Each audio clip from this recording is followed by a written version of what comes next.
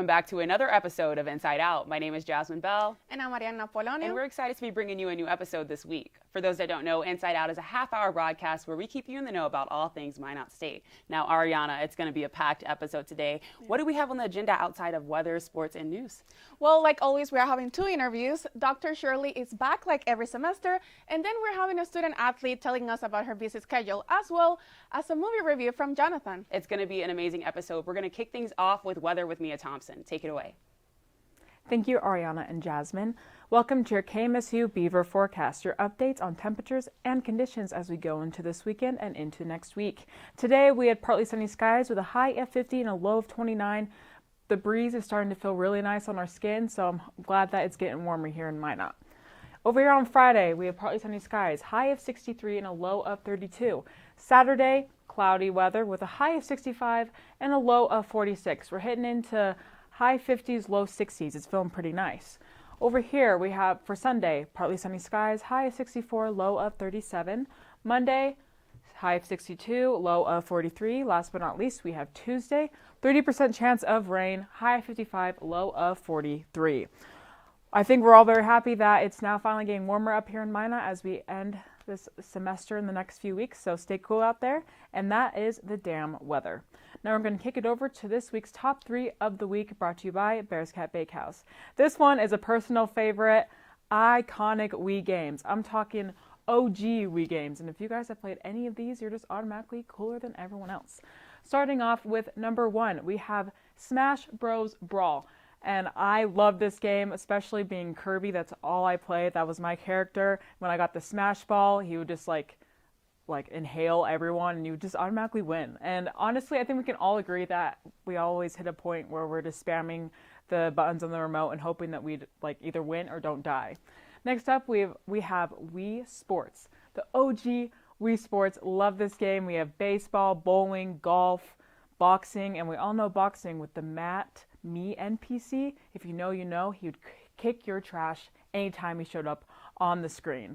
Last but not least, we have Mario Kart Wii. This one has a special place in my heart. I had the steering wheel attachment for the Wii remote, and it made me automatically better than everyone else. It was my lucky charm. We loved Rainbow Road, even though that was pretty hard. I personally loved Coconut Mall.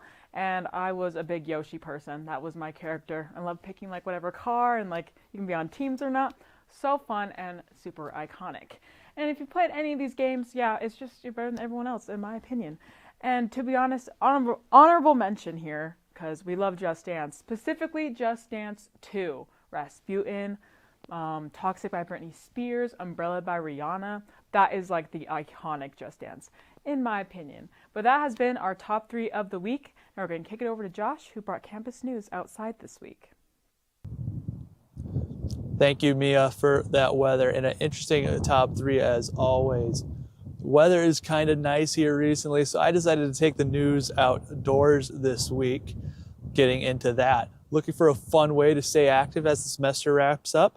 The Minot State Wellness Center invites all students, staff, and faculty to participate in the month-long goal to complete 26.2 miles in the May Marathon Challenge. Participants can run, walk, or use a treadmill at their own pace to track their progress through the challenge runner from May 1st through 31st. Anyone who completes all 26.2 miles will receive a May Challenge t-shirt. With the work-study cycle nearing an end, Minot State is outlining key steps for summer and fall planning. Work-study funds can only be used through May 15th. Hours after that must be paid through the Departmental Funds H01 Regular Hours Code.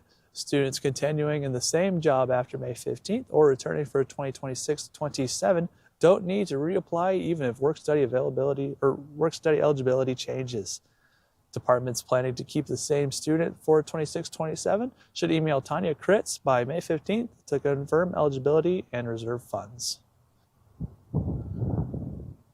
The Minot State University Student Health Clinic and Counseling Center invites all MSU faculty, students, and staff to attend the final QPR suicide prevention training session of the spring semester on Wednesday, May 20th from 9:30 to 10:30 a.m. QPR is an evidence-based program that helps participants recognize warning signs and connect individuals at risk with appropriate resources. To attend, email Caitlin Nusma or Relitza Weirson. Minot State's generosity reached new heights on Giving Day 2026. MSU celebrated another record-breaking Giving Day with 1,785 total gifts, totaling $46,153 in just 24 hours.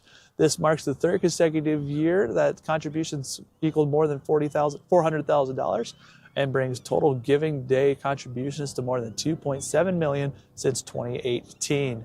Support came from 36 different states, 7 countries, and 322 first-time donors. Nearly 200 MSU faculty and staff also contributed to campus causes. That is all I have for campus news. As I said, weather was nice. I'm out here in the quad. It's nice. It's about 60 degrees. Feels great. All I need is a hoodie. What can be better than that? We'll now send it over to the hosts who have an interview for us. He's the president here at Minot State University, but there's more to Dr. Shirley. Tonight, we take a look at the person behind the position, welcoming Dr. Shirley to the show. Dr. Shirley, thanks so much for being here with us today. Jasmine, always appreciate the opportunity. Good to chat with you. Thank you. It's going to be a beautiful interview. To get started, for those that don't know too much about you, tell us a little bit about where you come from. So I'm a North Dakota native. I always kind of lead with that because I'm proud of our my home state. I'm proud of our state, and I'm a product of the North Dakota University system. I won't name the college, but I did go to another university in the state. But I grew up in Fargo, and I got my undergrad and master's and doctorate all at UND. So I spent quite a bit of time up in Grand Forks, and spent some time in the University of Minnesota system for a while teaching, and then I was a vice president at a university down in South Dakota, at Dakota State University, and then spent 6 years as president at Valley City State, wow. And now just finishing my 12th year at Minot State. So I've been in the North Dakota University system for quite a few years. Wow. So what led you to Minot specifically? Was it this job opportunity? Yeah, it really was. I was the president at Valley City State, and that's a sister institution of Minot State, and I was nominated for the position here. And it's a larger campus and broader span of responsibility and larger budget and just more students, all those sorts of things. And so it was a nice opportunity, and we've been here 12 years, my wife and I, and we have two young kids. I used to say little kids, but they're not quite so little anymore, but we've got a 5th grader and an 8th grader, and so yeah, it keeps us busy. You spoke about your family. Now, you've been here since 2014. What was that adjustment like coming to Minot for your family? How did you guys adjust to the Minot State University system? Yeah, it was still just a few years after the huge flood of 2011 in Minot, and there was still a lot of changes going on within the community at that time, a lot of rebuilding, a lot of recovery. The oil boom was still kind of in its peak, and so there was it was just a lot of things going on at that time, and things have really, it's a kind of a more steady, stable time now than it was looking back at those days. But it's been a great run here. We love the community. There's so many things to do in this community for a town of 50,000. Really, a lot of attributes, and obviously the university is one of the key attributes in the community. So, speaking about those attributes here in Minot, I have a question for you. What's your favorite place to eat here in Minot? Oh my goodness. I'm a big fan. We really like Bones Barbecue. I'm a big fan of Bones. I really like the Iron Horse downtown.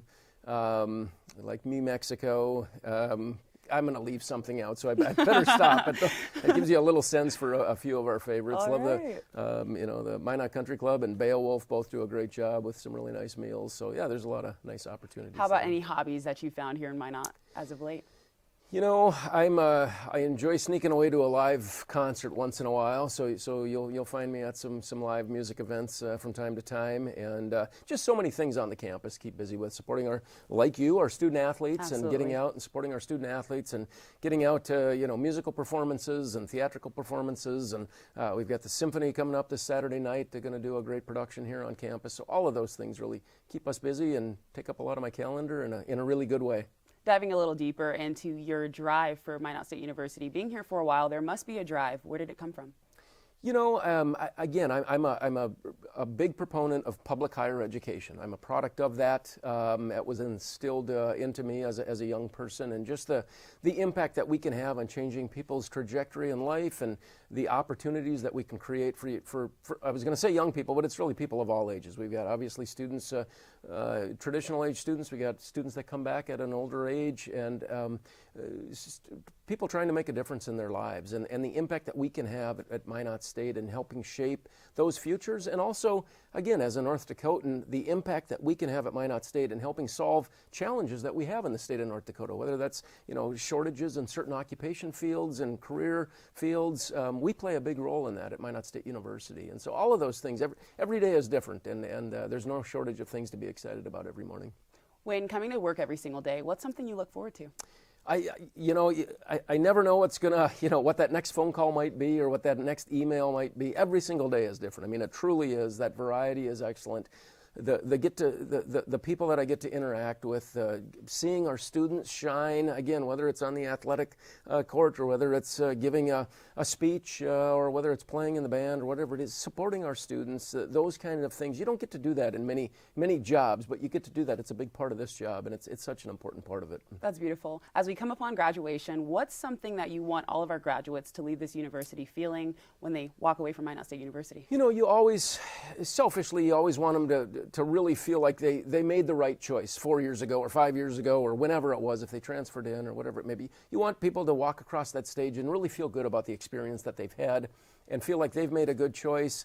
And as they go on and they go out and start to do great things in life, we want them not to forget those experiences too. And we want them to, remember Minot State and come back and participate and come and speak to classes or connect with our students, hire future students for internships, those kinds of things. Well, thank you so much for joining us on today's show, Dr. Shirley. Thank you, Jasmine, and good chatting with you. It's been amazing. For those that want to get to know Dr. Shirley more, he's around. Stop by, say hello. He's a nice guy. I got a chance to meet him today. Furthermore, we're getting ready to send this show off to an underwriter break. We'll be back after this break.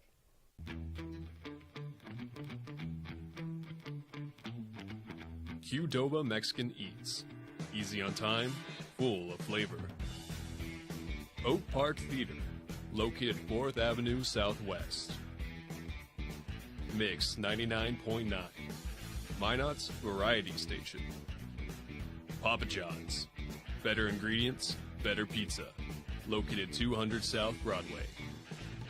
97 Kids, Minot's country music station. Bearscat, fresh baked donuts every day, located on Broadway. Popeyes, where slow cooking meets Louisiana fast. 9:10 a.m. KCJB, Minot's news station. KRRZ, 1390 a.m. Minot's classic hits. SRT Communications, specializing in all of your phone, internet, cable, and security needs. Z94, today's hit music station. Nice Impressions, located in downtown Minot. Fiance, specializing in all of your prom and wedding needs. 105.3 FM, The Fox, Minot's rock station. Minot State University. Be seen, be heard.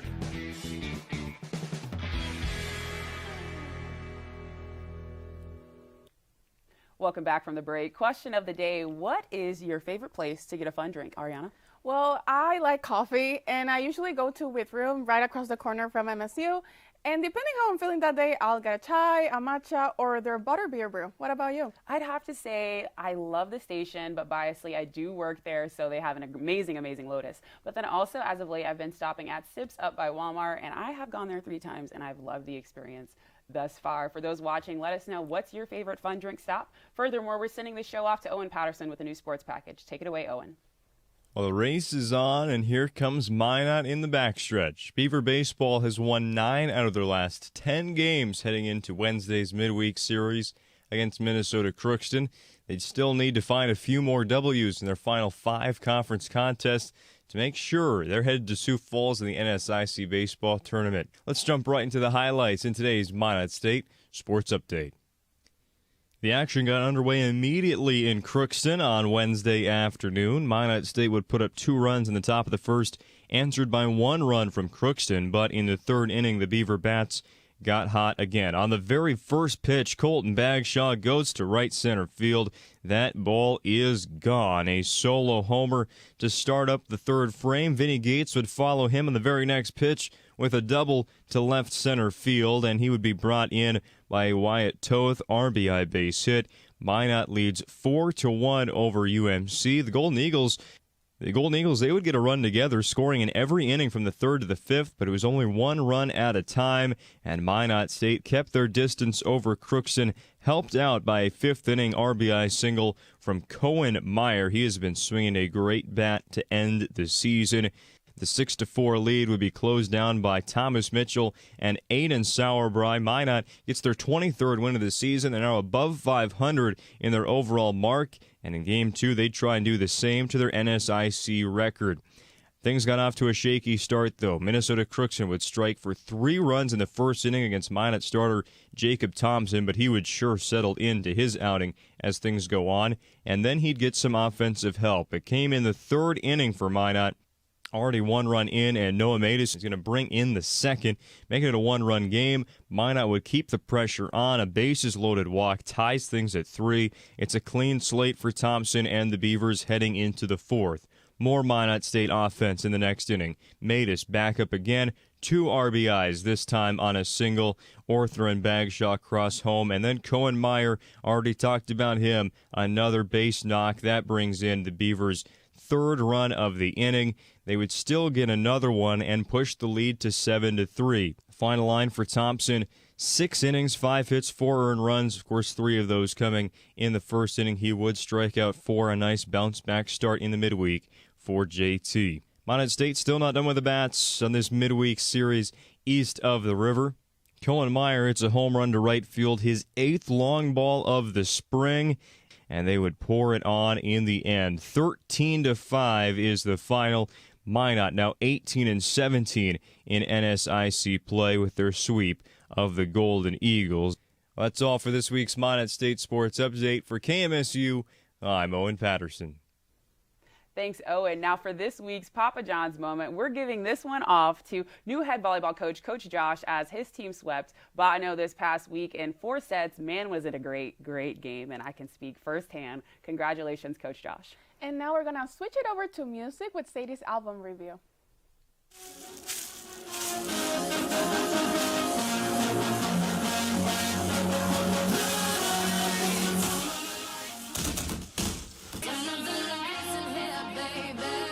Hey, what's up, guys? My name's Sadie, and welcome to Sadie's album review. Today we're going to be talking about Bully by Kanye West. I'm just going to put this out there right here, right now, that I do not support Kanye West and the actions of which he has done in the last several years. Unexcusable. I do not support him, but let's get into it. This is actually not a bad album cover. I kind of like it. It's very...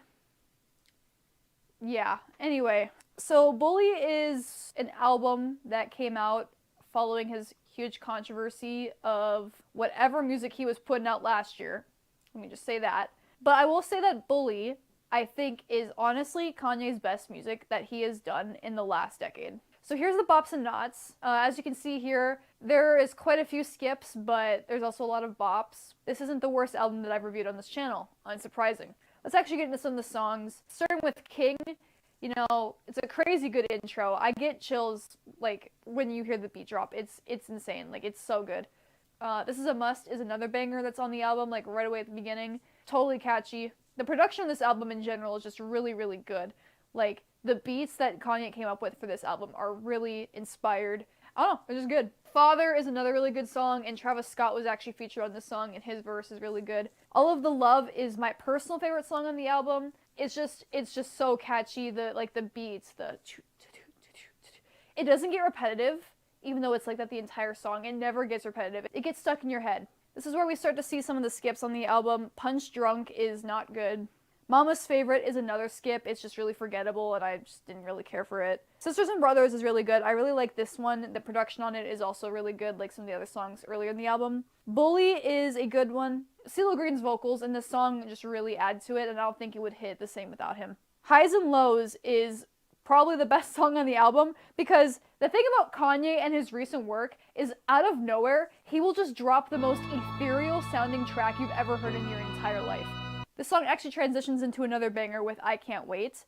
Then we get to White Lines, which is another skip, and then Circles follows that, and Circles is a good song. It doesn't have as much power as the other songs earlier on the album, but it's still good. A lot of these songs at the end of the album just don't have the same energy and the same drive. Last Breath, you know, I really like the vibe switch on this song, and then that leads us to the last track on the album called This One Here. It was really mid at first, and then like at some point in the song it got really heavenly again. Yeah, that's all I have to really say about that. You know, this album has some really high highs and some really low lows. I really have nothing else to add. Guys, this was my second to last album review. Next week, the final album review I will probably ever do. Next week, I will be reviewing The Mountain by Gorillaz. I think now is the perfect time to sit down and tell you about one of the best albums that's come out so far this year. That is all. Thank you, Sadie, for keeping us posted with Kanye's latest album. Now, playing a single sport is one thing, but what if you double it on top of being a full-time student? I'm here with wrestler and track and field athlete Dahlia Silva. Thank you for joining me. Thank you for having me, Ariana. Well, now I want to start off with, how does a typical day look like for you? It really depends on the day. Tuesdays and Thursdays I get to sleep in, luckily, and then I would go to class, and then I have afternoon practice. But Monday, Wednesday, Fridays, I usually start my day pretty early. Mondays and Wednesdays, I wake up early for lift, and I have class all the way till 2 p.m. Go to practice in the afternoon, and then I would go to work till 10:30 p.m. Now, you're pretty busy, and you recently finished like wrestling. How was your debut season? Like for wrestling? Yeah. It was quite rough. Yeah. I have to say so. I had a lot of health issues. Yeah, so I barely wrestled like the last couple weeks of my wrestling season. It was I had a lot of health issues going on, and I had some injuries that happened, so I had to stop. But beginning, I felt like I was doing pretty good. I was able to drop a weight class, and yeah. Well, I'm sorry to hear it was hard at the start, but I hope you're doing better.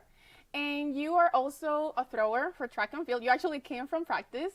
How is it like being like in both sports?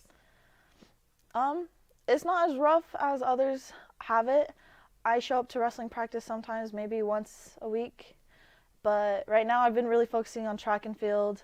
Season's almost over. I got one more competition, maybe two if I make it to conference. But yeah, so it's almost done. And yeah, it's not too bad. Well, then again, you are a student. What would you say is the most challenging of like going to practice, handling school and work? Like how do you do it? I just do it. It's really hard getting balance. That's really it. You just kind of go with the flow. Yeah. You only have so many hours in a day, so you got to make full of it. Yeah, gotta stay committed. Yeah. And now I want to ask you, you are from Utah originally. What sealed the deal to come to Minot State? Mostly my coach Keegan. He was pretty cool, and I like the campus. It's not too big, not too small. Same with the town, not too big, not too small, and it just looked nice. I like the squirrels around here. Yeah, well, I'm glad like the small community has worked a little bit, and you are a exercise science major. You're not quite sure if you want to do, what was it, chiropractor or physical therapy. Yeah. Do you still have like an idea what you want to do? I'm still leaning towards chiropractic. It's definitely more interesting to me, and I feel like that would open a lot more opportunity for me, but physical therapy is also really cool, so I'm still divided. So. And when you're not committed to all these class and work and sports, what do you do on your free time that you enjoy? More athletic stuff. Do you? I signed up for a triathlon. I finished that this month. It was a month of April. We had to rock climb, bike, and run. I finished that a couple weeks ago, and then I also signed myself up at the same time for a mile-high sprint with the rock climbing, and I also finished that about last week. Well, that's amazing. I'm surprised you're still committed to doing more athletic stuff outside of school. But that's all the time we have. Dahlia, thank you for being here. And we hope that your journey at Minot State is nothing but successful. Now, we're going to kick it over to Jonathan on a movie review about a nostalgic classic. Welcome back to Movie Review, guys. I am Jonathan, and as usual, we'll be looking at another movie this week. But this is a special one. This one was recommended via both Hunter and Mia. We are reviewing the 2002 Pokemon movie, Pokemon Heroes. Now, this is definitely a movie that is aided by nostalgia, of which I have none. I have never seen this movie before. I went into it completely blind, and it sucked. Just a little, actually quite a bit. We'll get into it. Like I said, I didn't grow up with this one, and this is my first time watching it. And the thing that confused me the most about the movie is how fast it is. Like, if you watch this movie, you will not believe how fast it is. I mean, things, like, a thing will be shown, and it's given no time to breathe. Like, it'll be like, oh, this is a soldu. This is what protects our weird island from, like, being destroyed by water. And then, like, literally 3 minutes later, the next scene is them coming to, like, steal it for some nefarious purpose. And this is something I noticed while I was watching it, but also what other critics about the movie said. It came out in 2002, which, if you know anything about movies, is like a rough time for CGI because it was just starting to like be implemented and stuff. And the CGI in this movie is not great. There's one scene in specific where like they do a spin around shot, but it's half animation, half CG, and it just looked so like disjointed and like I felt like it was shifting perspectives in ways it didn't need to be. Not good. And like I said kind of before, everything felt rushed. Nothing was given time to breathe. All the characters in the movie felt like bricks to just move the plot along, if you get me. Like, there wasn't any growth. There wasn't any character change. It was Ash does A, Ash does B, and Ash meets C. Ash does C with D, and blah, blah, blah. It like felt like nothing. But is it wrong to make fun of kids' movies? Not by me, it's not. We're going to use our new system, the NASM, because obviously you can't use the HRACT, because this isn't a rom-com. And NACME, the NASM, or whatever I just said, stands for Nostalgia, Animation, Character Engagement, and Music. Now, nostalgia. I have zero nostalgia for this movie. Never seen it before, and will probably never watch it again unless I'm forced to. Animation, it's 7 out of 10, which is, passing, unlike me in my leadership class. I mentioned this before, but the characters were genuinely non-existent. They were plot devices to move the story along. They had no kind of growth or change or whatever. It was very boring, which leads me into my next point, engagement. Engagement was like bottom barrel. Overall, if I were to rank this movie, I'd give it like a 6 out of 10. You put it on for kids who really like Pokemon, I'm sure that they'd be hooting and hollering.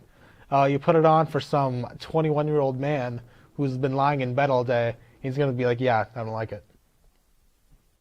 Thank you, Jonathan, for keeping us in the know about another movie review. Now, this has brought us to the last part of our show for today. What has been your favorite part thus far? Well, I like seeing Josh outdoors for once. I think it's really nice when we get to experience the nice weather. I agree. For myself, I'd have to say the interviews were great. Getting to hear from a dual sport athlete was pretty neat for myself. Now, guys, we are going to be back next week, same time, same place, but it's going to be different. We've got an hour-long broadcast as it is the finale for the semester. Now, for you, what are you looking forward to on that agenda? Well, we are having senior spotlight, so I'm looking forward to that, knowing what our seniors are doing and what's next.